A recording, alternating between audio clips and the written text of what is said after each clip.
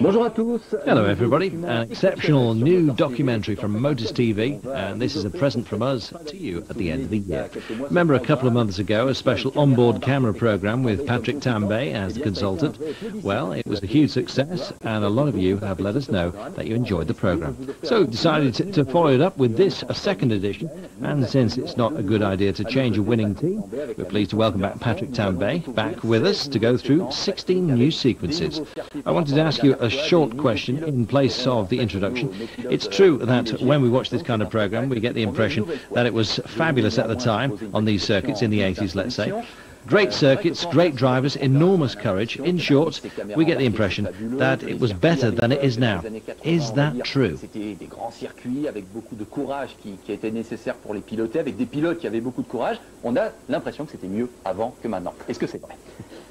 Well, I'm particularly nostalgic, he says, about the time. It's true that it gives me enormous pleasure to see these pictures again. They are witness to my career, to a particular era, and an occasion for me to see the drivers that were against me at the time on some mythical circuits. Makes us realise that we were very avant-garde, ahead of our time if you like. Enormous progress has been made on the circuit since then, and the onboard camera technology has made considerable progress as well. But as far as courage is concerned, we were no braver than today. Even if the circuits are not as safe, even if the cars were not as safe than they are today, we were just as rash, just as flamboyant. Basically, drivers, they were the same then as they are today. Par contre, sur le plan du courage, non, on n'avait pas plus de courage à l'époque qu'aujourd'hui, même si les circuits étaient moins sécurisants, si les monoplaces étaient moins sûres qu'elles ne le sont aujourd'hui, on était tout aussi inconscients à l'époque qu'ils le sont aujourd'hui.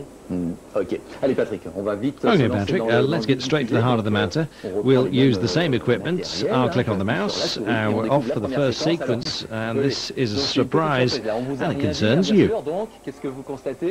Well, the first thing I can see is the narrowness of the circuit. I recognise Imola straight away on board the Renault, and in principle that helmet is Prost, or not Prost. He's in a McLaren in front. Well, note that little bit of white sticky tape on the tyres. That's one of the problems on the circuit at Imola. At the time they hadn't yet modified the track. We really had to work on the brakes, on the speeding of the brakes as well, the spreading of them as well. Et c'est un des problèmes techniques de ce circuit Imola à l'époque, avant qu'il n'y ait des transformations sur le tracé. Eh bien, c'était de vraiment bien travailler son freinage. So not the easiest of places to drive. Un circuit essentiellement de consommation. It was a circuit where the main difficulties were fuel consumption and brakes, as we've mentioned. And we came into the Tosa at great speed, and you needed very good brakes. I'm in a warm-up lap, a running lap for the brake pads and discs, and this is Aqua Minerale, where the second part has been completely transformed, not in the second part, but in the first part with the deceleration chicane. At the time, the circuit was essentially a high-speed circuit, very fast, lots of braking, and the variante was just about the same. No doubt the edges were higher than they are now. That morning there was a bit of fog, which is rare. You can see it on the onboard camera, and so the track was relatively slippery.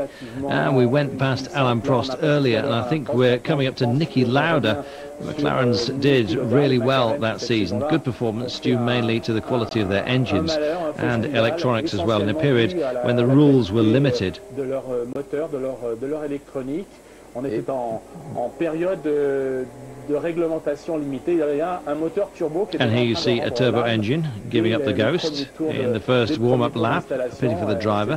I can't see who it is in the fog, but the 1984 season was a great season for Lauda and Prost, who took the World Championship. Donc une grande saison pour Lauda et Prost, avec un championnat du monde à la clé. En tout cas, donc, on vous avait réservé. Well, the first sequence was for you anyway, and since it was strong stuff with Imola in the rain and then the engine exploding, it really gives us an idea.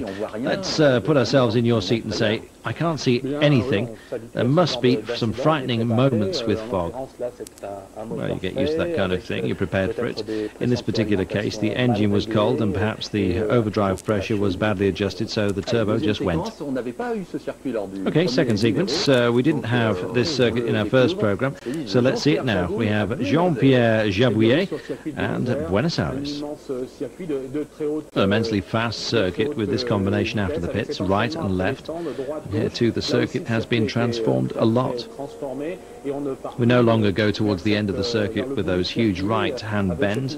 You also have to put the circuit into its context. Those who've been there will remember there was a stretch by a rubbish dump at one point, and then each time we went through very fast right-hand bend, the smell was really terrible. So a long corner, a long curve to the right, which now rejoins the new track. The corner a bit like the Oster curve at Hockenheim.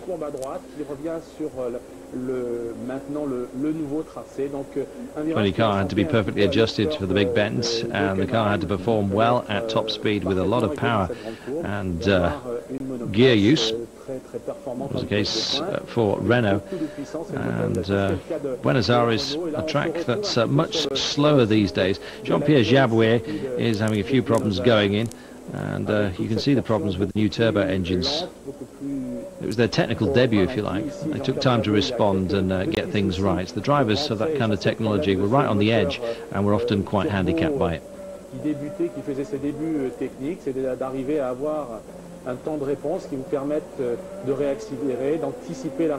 Well, you had to anticipate re-acceleration and be very efficient in anticipation, really, right the way through this track, particularly in the corners. Well, Buenos Aires circuit makes us remember Jacques Villeneuve, who had triumphed shortly before. He's no longer part of the Formula One World Championship, of course. After the new circuit now, Patrick, off we go to South Africa. We're in 1983 and a host, Alain Prost. Nouveau circuit maintenant, Patrick. Alors direction, je vous le dis, l'Afrique du Sud. Nous sommes en 1983 et notre hôte est Alain Prost.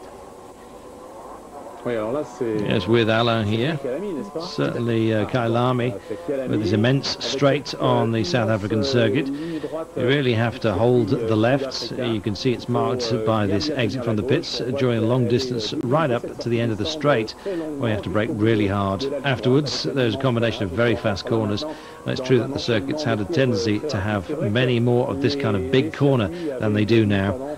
This immense left that came next, particularly delicate to take.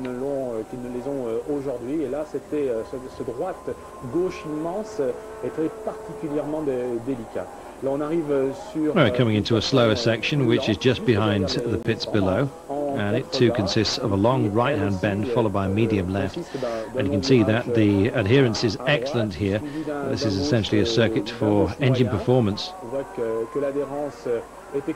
Here's a right that climbs with a compression and another climb towards a hairpin to the right, the slowest on the circuit.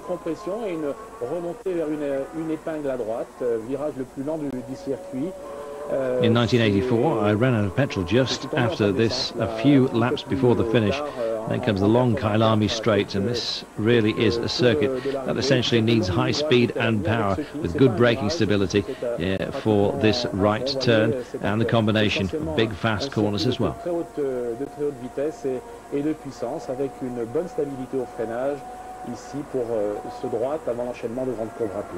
Là, on est parti pour un deuxième tour. We're off on the second lap. Concerning the altitude, we know that it's a pretty high altitude.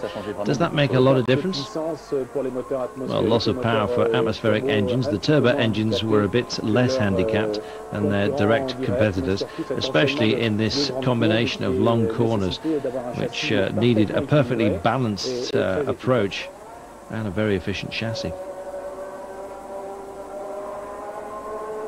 Well, we're still in the trajectories. We can hear Alain Prost changing down and using his turbo engine in a big way because the ratios were long for this circuit. The corner left, he's going into a second, and it was difficult when handling the gearbox, especially in the Renault.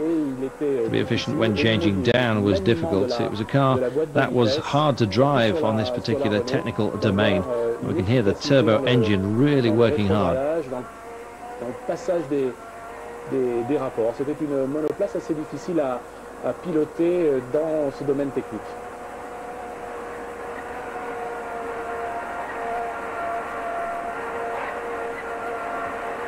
Et on entend les coups de boutoir du moteur turbo. Voilà. Alors avant la séquence suivante, before the next sequence, which is really good, a quick question. Were you always interested in the history of Formula One? When you started, did you know about Fangio and his achievements? Did you know about Jim Clark and the others, let's say? In a rather superficial way, yes. Fangio, Jim Clark and his accident at Hockenheim, they had marked everyone's memory. I think that was the case, but I wasn't really passionate about the history of it.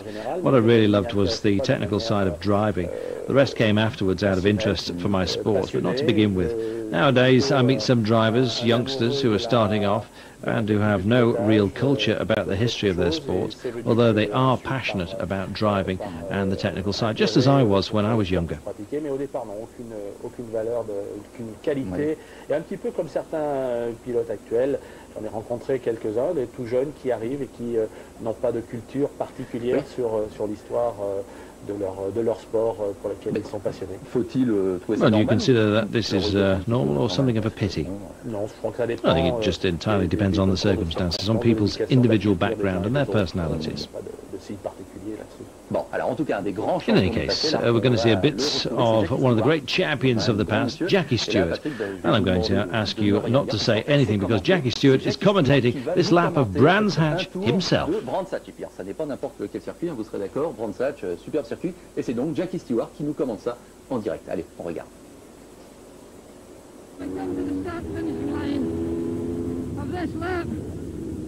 Put it in the fourth gear for Paddock.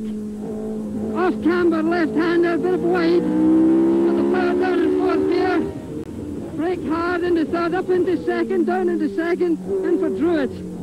Plugging the curb all the way round, the flag, the power. Back in, straight into fourth gear from second, because it's downhill. Applying the power. Going along the bottom behind the pits, down into third gear. Long left-hander, a tight, tightening corner. Car understeers a bit. Flag the power.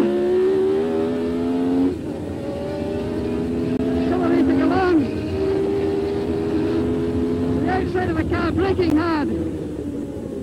Fourth gear now, for it used to be horse arms. Slowly take a look at fourth gear. Drop it into third gear. Into third gear for this corner. Slowly take out into fourth gear, down Deer's leap. Into third gear again for a tight right-hander corner over the curb slightly. Accelerating hard, down into second gear. Opposite lock into third gear, into fourth gear, going towards the bridge, braking hard, into third gear.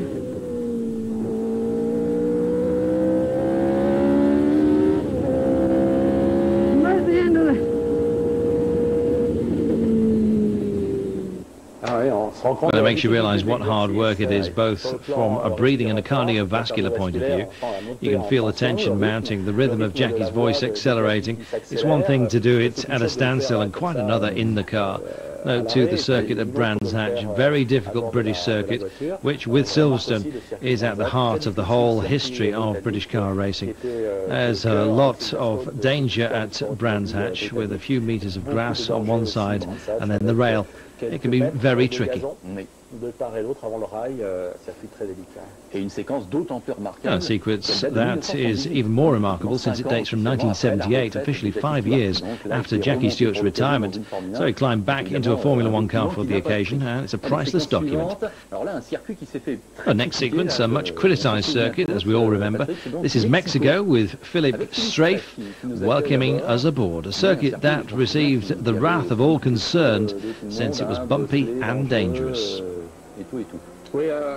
Yes, a great historic circuit with a surface, and that is not quite obvious, that is not smooth and gave you enormous problems with grip. Look how the circuit is so dirty. In fact, right from the very first laps you can see that there are problems with the grip.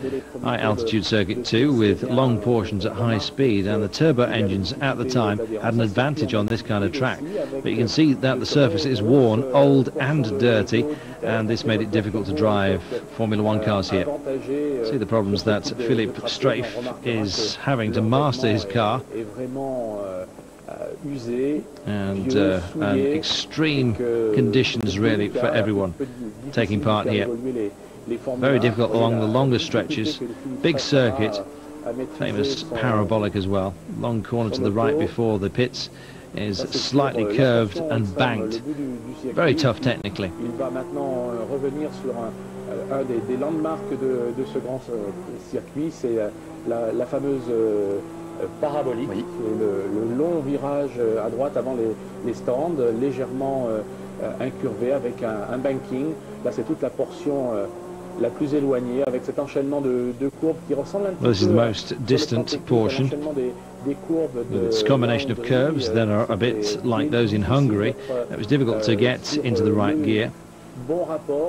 At the start, still on this long right turn, which was difficult to master. As you can see, there was a lot of pollution, and the pollution can also be seen on the camera screen itself. A very good track apart from its surface, with an interesting profile. There would need to be an enormous amount of investment to be made to bring it back up to standard. I competed there in 1989 at the wheel of a Jaguar, and it was just as difficult as it was at this time on camera. Premier virage à droite avec cet empilage de monoplace, la piste très glissante et donc un enchaînement de virages droite-gauche. Very, very slippy track, difficult to master.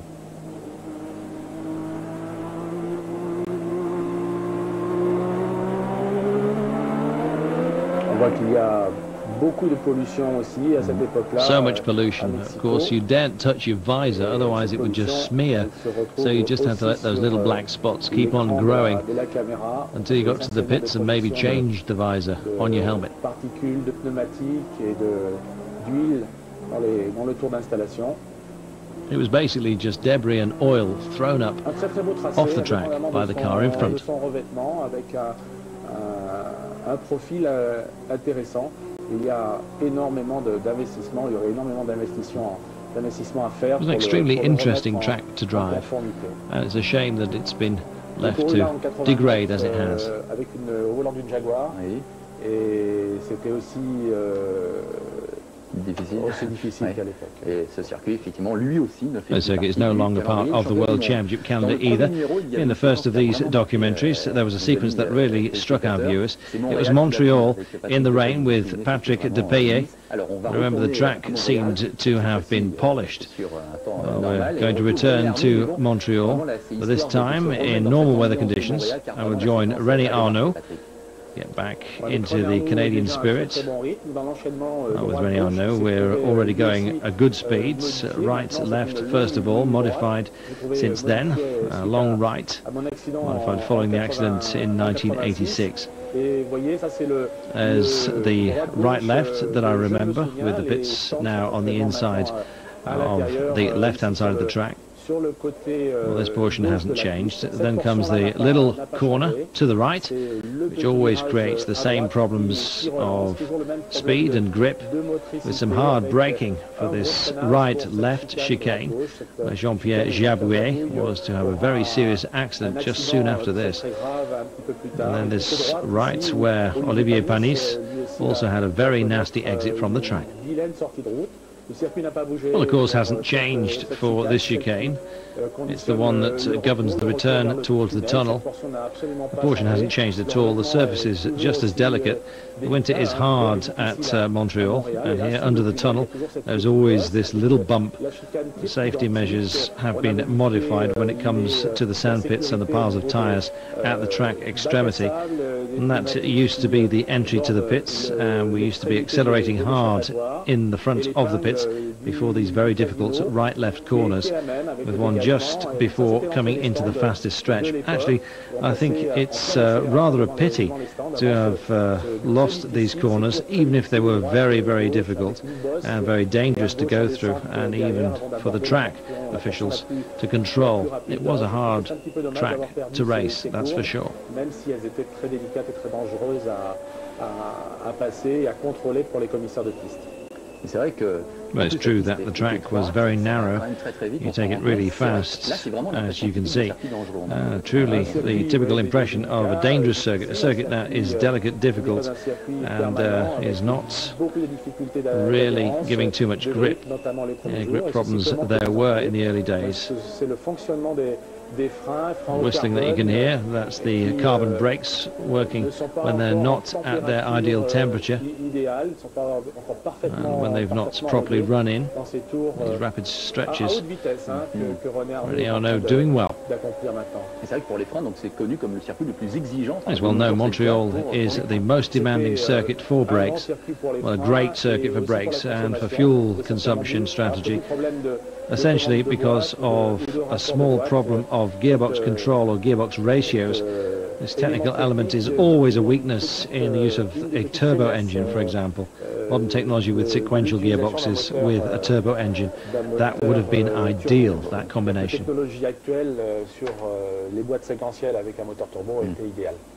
We're still on the American continent at Dallas now, a town with a Grand Prix that's marked minds,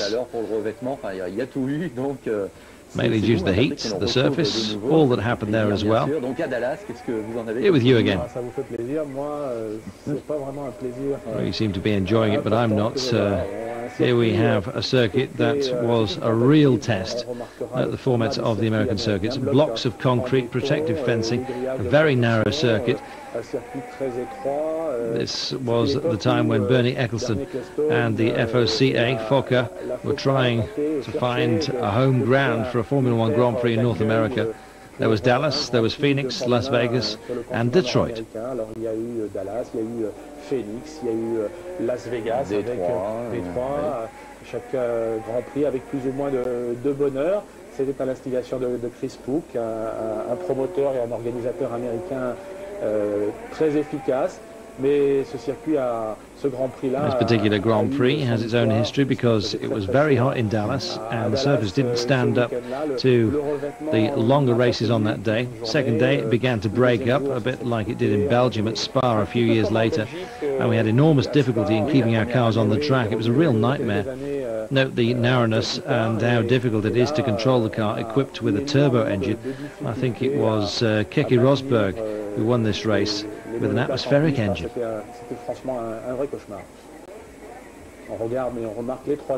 Yes, a real nightmare to drive here.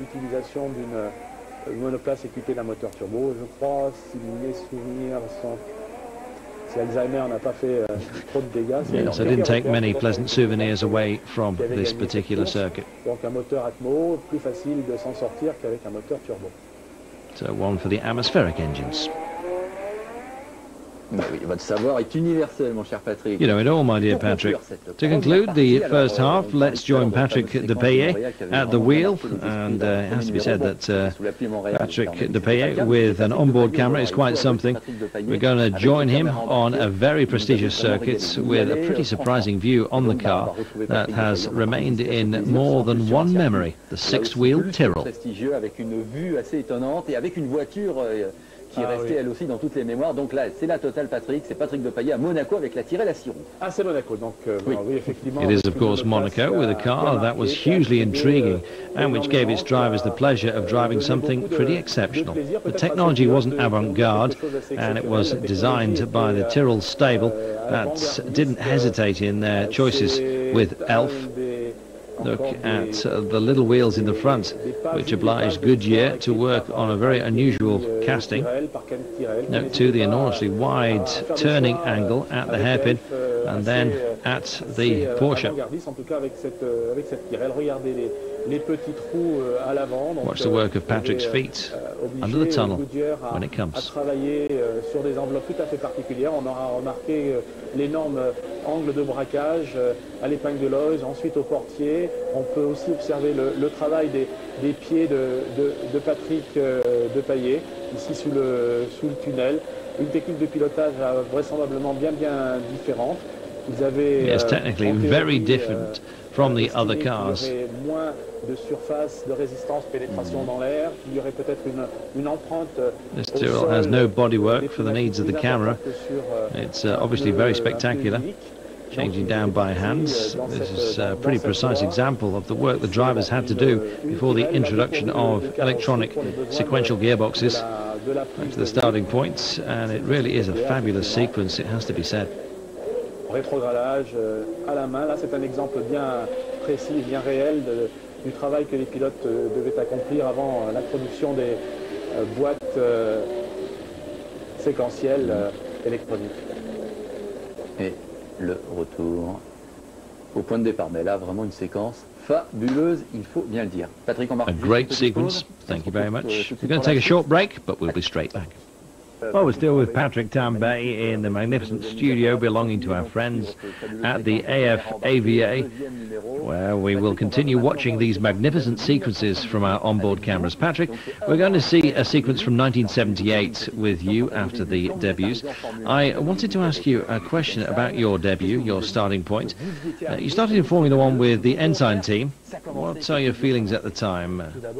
Well, before we get to that, let me just say this is a marvellous studio. It's like Ali Baba's cave. But to come back to your interesting question, the career that a driver both then and now attempts to succeed in, it's hard to even be given the possibility of being an official Formula One driver. It's a mix of different elements when you start, of lucky circumstances. It's very hard. And in retrospect, I realised that I was extremely fortunate to come in at a moment when Elf was setting up in the filière. We had great support from them with the arrival of Rene and all the good relations between the two companies, Elf and of course the Formula One world. C'est très difficile. Avec le recul, je me rends compte que j'ai eu énormément de chance. Yes, a whole series of factors need to come together to actually give you the chance of becoming a driver at the highest level. It's not just about skill.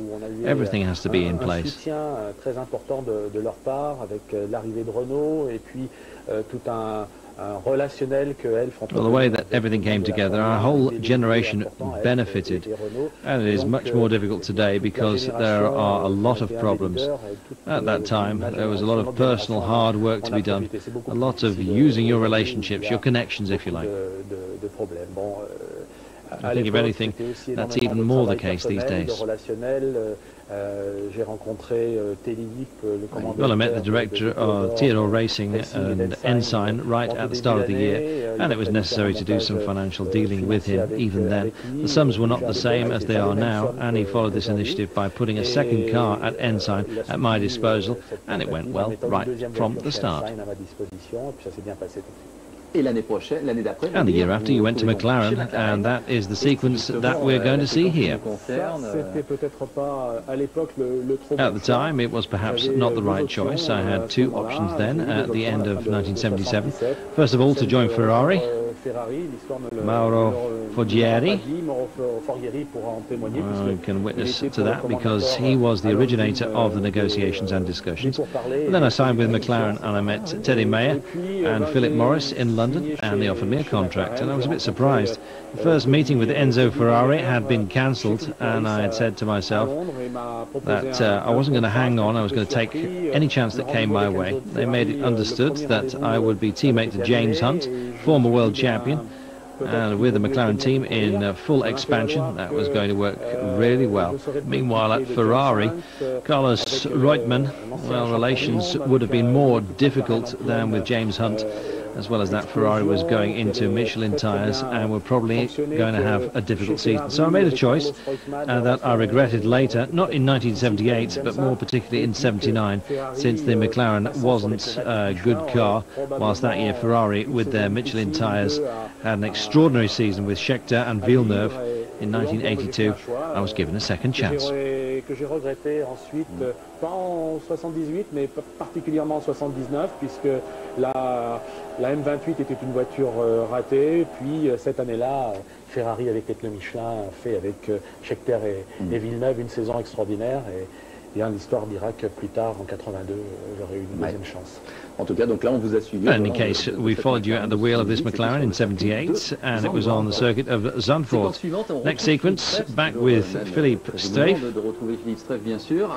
And we're in Hungary, and we did see this circuit in the first edition, the Hungaroring, welcoming the Formula One in 1986. It's a circuit that is still in use today, but which has taken a lot of criticism. Aujourd'hui, mais qui subit quelques critiques. It's a circuit from the modern era. Jerez was designed, and the Hungaroring was designed to almost the same specifications.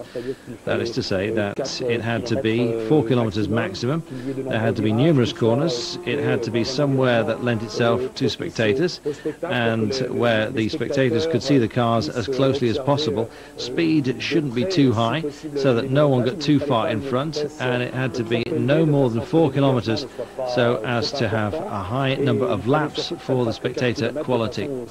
Avoir un nombre de tours important pour la qualité du spectacle. That said, there were still a lot of problems, however, and here it was the first year in 1986, and Philippe Streiff at the wheel of the same car as in Mexico. And it was a complicated season.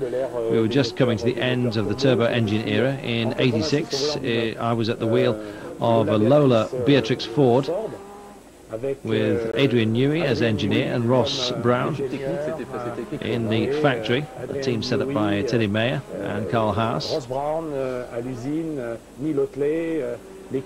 A very low-speed circuit, which was not favourable for a turbo engine. With modern technology, the proof of the onboard cameras that we have today, we can feel the difference in rhythm, even if this is only a warm-up lap, and Philippe Streiff is not yet at top speed. En pleine vitesse encore pour Philippe Streiff. Le circuit est exactement le même qu'à l'époque, il n'a pas évolué. The circuit is exactly the same as it was at the time. It hasn't developed, except in the quality of the surface. This is the first day, and we can see a lot of dust and difficulty in finding some grip. At the start of the session, there is an oil spill from the car that had just gone past. First corner to the right, exactly the same as it is today. The left-to-right combination as well. After the first race, this stretch was later modified. As you can see, it was much too slow. We complained about the lack of speed and the lack of acceleration. The rhythm really was very slow, and so this stretch of the circuit was redesigned. And this part, though, is part of the circuit that has remained as it is now. Et donc cette portion du circuit a été revue. Par contre, ici, on est sur une portion du circuit qui reste identique.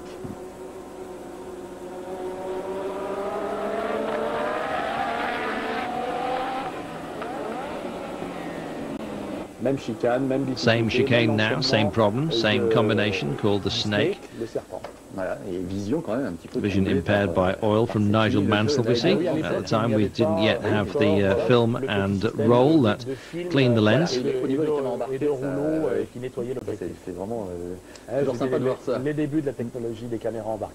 Je me régale déjà pour la séquence suivante, Patrick. Now let's get back with Depailler. You've no doubt guessed that we have a small weakness for Patrick Depailler at the wheel of these onboard cameras, since we know that he goes really fast, and we're off to Brazil and Rio. And here we go, quite something, very unusual circuit. It goes anti-clockwise, so it turns mainly to the left. It's the beginning of the year, so neck muscles are not yet fully developed. We didn't do as many winter trials then as they do these days. It really was an unbearable Grand Prix in physical terms, not far below 40 degrees as well, if not more, at sea level, with very high temperatures, very high humidity. The drivers and their teams, it really was a difficult race. Une température et surtout une humidité très élevée, Et c'était vraiment pour les pilotes, tout comme pour les accompagnateurs, tout le monde, un Grand Prix très, très difficile. Voici la longue ligne droite avec les... This is a long straight with the stands which were taken down after the parade of the Samba schools and installed at the circuit at Jacarepaguá. And this left turn is very difficult for the neck muscles, especially those on the left, which were subjected to real torture. Everyone tried to hold onto their helmets in one way or another. Note the right-hand side of the cockpit in the Tyrrell, kind of rather summery tube installation. Everyone tried to refresh themselves as best they could, and in 1978 I was a victim of a blackout here. Used a kind of cooled bib to try and help matters. American NASCAR technology with cooled water and a system with a little windscreen wiper motor. Despite that, a certain moment we both suffered blackouts, very dangerous. Avec un système de petits moteurs électriques d'essuie-glace et l'échange thermique du cœur avec le chaud, le froid, le chaud, le froid. Enfin, à un moment donné, on a eu tous les deux le voile noir. Ah oui, c'est pas rien quand même. Oui, oui. Bon, bah dites donc. Séquence suivante, Patrick. Alors là, now for the next sequence, Patrick. Here too, a circuit that we didn't visit during our first edition. It's the Nürburgring. I wanted to ask you another question. Have you already completed, or competed, I should say, on the Nürburgring? Since here it's obviously a new one. Well, I was lucky enough to do so in 1976, a race at the European Formula 2 Championship. That was won by Jacques Lafitte. I was second, and it was on the big track. Here we are, one of the classic circuits at the Nürburgring that we know today, with the hairpin in the distance, the hairpin in the big stadium. There were rather less stands then, and the entertainment structures at the time weren't quite as big as they are now. Now they're much higher, far more numerous, but the track is the same. That year was the inauguration with this very fast right-hand combination, which is just as difficult to master today, but it's where you can gain time, and I think it's awful return chicane may no longer be the same, if I remember rightly. La même si mes souvenirs sont bons. Elle a évolué une fois ou deux ici McLaren. Well, here's a McLaren, and there's still some wet patches. Voilà, elle est quand même beaucoup plus ouverte qu'elle l'année aujourd'hui, avec un ralentissement aujourd'hui plus important. Much more open than it is today, and you have to slow down more. Long rights bring you back onto the straight by the pits, which still entails the same problems. Understeering in particular, there's the same balance problem as well going into the right-hand corner. Next sequence is of Alain Prost at Dijon. This is nice because it was here that he claimed his first victory, but it also, I'd like to ask you a question about the relationship between the drivers. Alain Prost, as we all know, is the most prestigious of drivers, with the most important list of wins of any driver in the world. Were you ever jealous of him? Est-ce que vous avez pu être à un moment donné jaloux, par exemple, d'Alain Prost? Oui. Yes, I was jealous of him, and of others as well. To be in the right place at the right time, where circumstances allowed him to be behind the wheels of the McLaren in 1984, when we should have been teammates. The circumstances were unusual, jealous, even a little envious. But we all make our choices, and some make better ones than others at different points in their careers. Là, peut-être un peu envieux, mais enfin on fait ses choix aussi, et le talent c'est de savoir faire les bons choix. Et certains en ont fait de meilleurs que d'autres à certains moments de leur carrière. Et est-ce que plus globalement... Well, more widely, you were friends with other drivers all the same. Il y a de bonnes relations. Sure, we all got on well. As with any human beings, there are those with whom you get on better than others. With Alain Prost, I always had a good relationship. With Gilles Villeneuve, I was particularly friendly, however. It went further than just good relations. Now with age, since we have all aged, we get together with our memories to share, and we have a much stronger relationship. We belong to the same club, and we survived that period, which is more than can be said for everybody. And that means our relationships are different now to those we had at the time. à cette époque-là, ce n'est pas le cas de tout le monde. Et ça crée des relations différentes aujourd'hui de celles que nous avions à l'époque, c'est vrai. Allez, donc, Alain Prost, so, as we said, Alain Prost is on the circuit in Dijon for the first of his 51 victories. What's the circuit at Dijon like? Est passé devant. Alors donc, ce circuit de Dijon, comment faut-il le considérer? Je remarque déjà...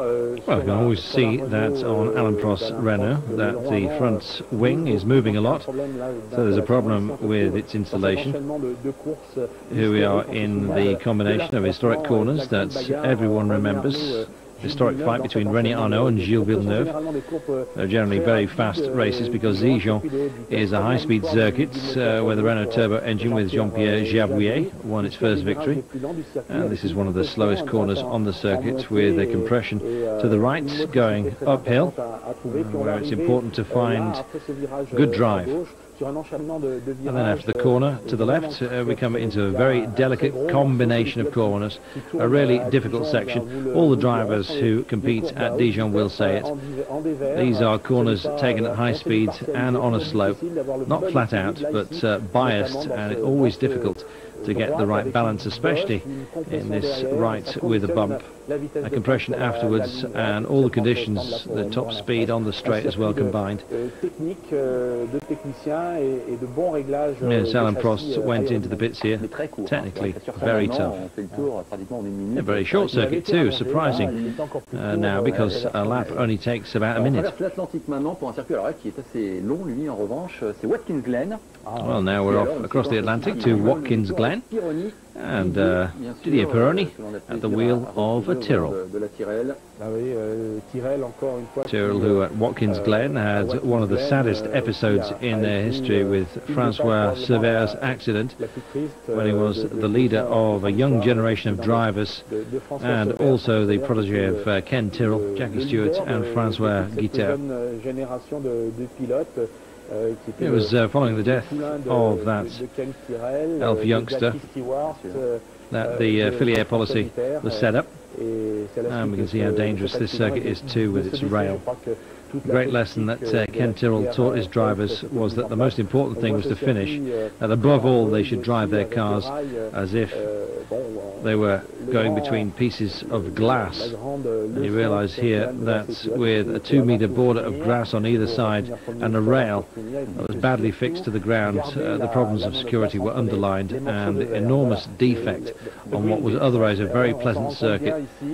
I competed here much later at the wheel of a Bugatti in Guido Pastor's Monaco racing team, and the circuit had not evolved at all.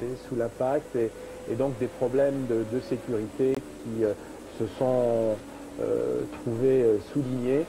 No runoff space whatsoever before you hit the barriers. It really was very dangerous. J'ai couru beaucoup plus tard, il n'y a pas très longtemps, au volant d'une Bugatti du Monaco Racing Team de Gildo Pastor, et le circuit n'avait absolument pas évoluer et changer. D'ailleurs, sur le plan de la sécurité, il y a toujours une manche d'ailleurs. Well, it's always a round of NASCAR at Watkins Glen, one of only 2 road circuits used in the NASCAR Championship, which usually takes place on ovals. And we continue with you, Patrick, on the other side of the world this time. And Adelaide in Australia, with the round of the World Championships, which is always considered to be a very pleasant meeting with a great atmosphere. Donc en Australie, pour une manche du championnat du monde qui a toujours été considérée, enfin moi c'est toujours ce dont j'en ai entendu parler, comme un rendez-vous très plaisant avec une ambiance formidable, c'était la fête un petit peu. Oui, effectivement, yes, effectively the Australians have fallen in love with Formula One, with a terrific ambassador at the time in the person of Alan Jones. Adelaide got geared up for a party to welcome the Formula One, just as Melbourne does these days. Pour accueillir la Formule 1, comme le fait aujourd'hui Melbourne, une grande rivalité entre cette partie de l'Australie et l'autre. Donc un circuit de toutes pièces fabriqué, un petit peu comme aux États-Unis. We should explain to those who might not know that we are making a sign that means the driver can overtake you. I noticed a driver who was catching me up, and I was only warming up, running my tyres in. I was being careful. And what's more, at the time, we had onboard cameras but no television. And there was a sophisticated system installed on the roll bar, and during the first laps on the track, we took precautions mainly for the drivers coming from behind. On prenait quelques précautions quand même, principalement pour les pilotes qui pouvaient suivre. C'était monté de manière très. It was still mounted in a very reassuring way, but the rhythm was not the same as we see with onboard cameras now. The wide borders too here is the entry to the pits, and the right with its very tight hairpin. Très serré. On va enchaîner avec un deuxième tour. We continue with a second lap with you on a circuit that is generally considered as being very successful for an urban circuit. Yes, relatively varied, natural track on a race course, a long straight with a few right angles, which are characteristic of this kind of modern urban circuit. As in the United States, it's the lay of the land that makes it what it is. Moderne, comme aux États-Unis, c'est un petit peu la topographie du terrain qui veut ça. Là, on vient de passer le virage aussi. Unless I'm mistaken, we've just taken the corner where Damon Hill and Michael Schumacher collided in 1994. Absolutely, and after this right, we're going into a long straight, and it was here that Mika Häkkinen went up onto the border and was thrown onto the left-hand side, onto the yellow tyre wall, and went into a deep coma. And here along straight we go to the right rather than sticking onto the left for the trajectory, because there's a lot of bumps. One of the problems, along with the drainage systems as well. We all remember some serious southern showers and terrible flooding, and here I get the steering and the braking all wrong, but it's the end of the lap, thank goodness. Voilà, ici je rate carrément mon point de corde et mon freinage. Et c'est la fin de ce tour. Alors, je voulais vous poser. I wanted to ask you a question about Ayrton Senna. We can't get away from it.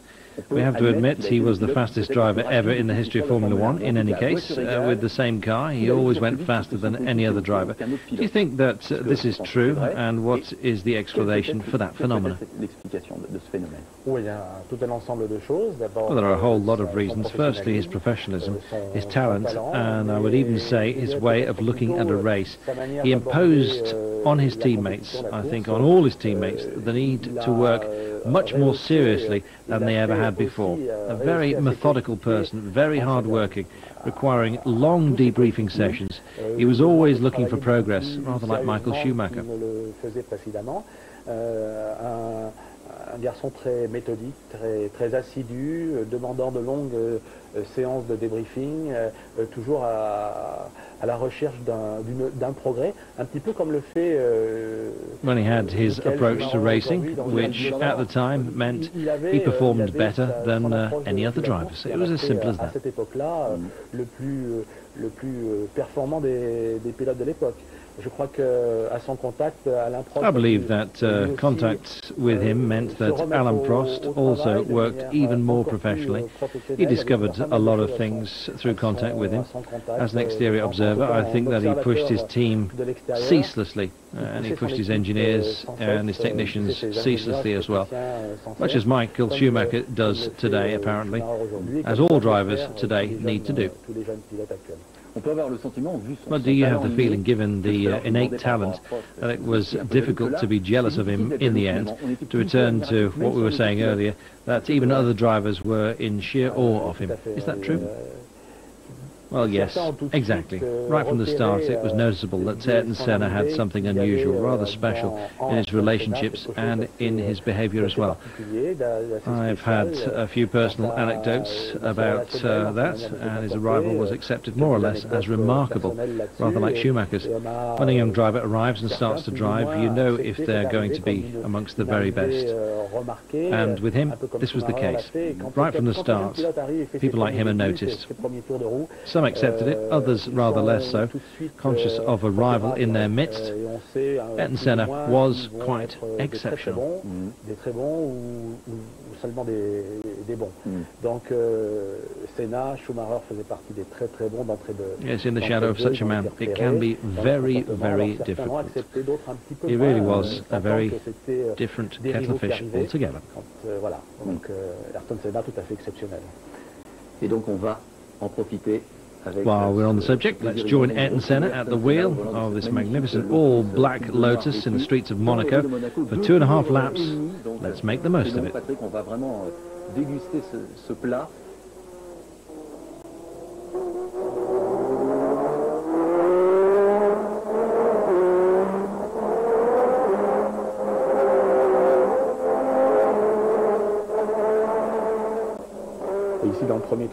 Well, we're in the first warm-up lap. The track officials salute the drivers with their flags.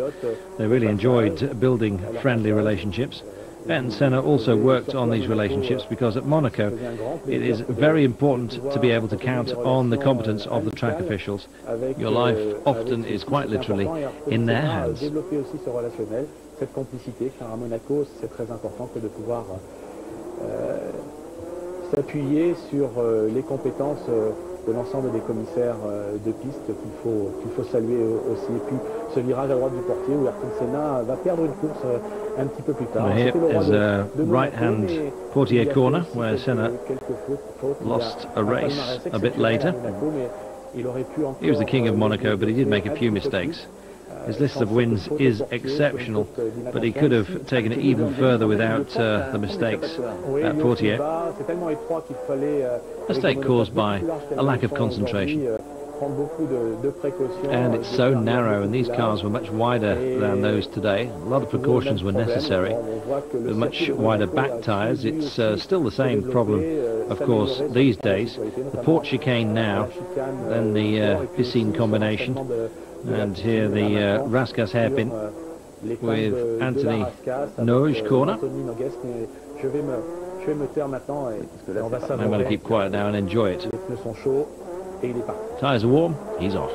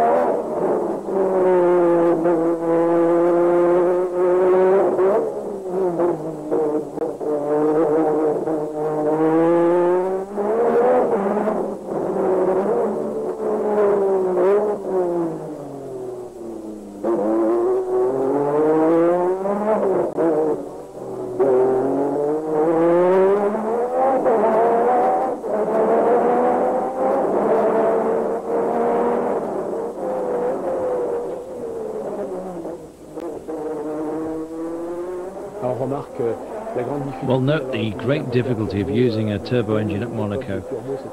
There were no rules limiting power, and there was 1,400 horsepower with a Renault engine in qualification. They completely removed the valves and added a cap in the place. The power was amazing with qualification tyres. Note the acceleration blast that Ayrton Senna gives to get the turbo into action and to get the power plateau and acceleration, the boost and pressure. And here is behind a Brabham, and you can see the difficulty of driving in these conditions.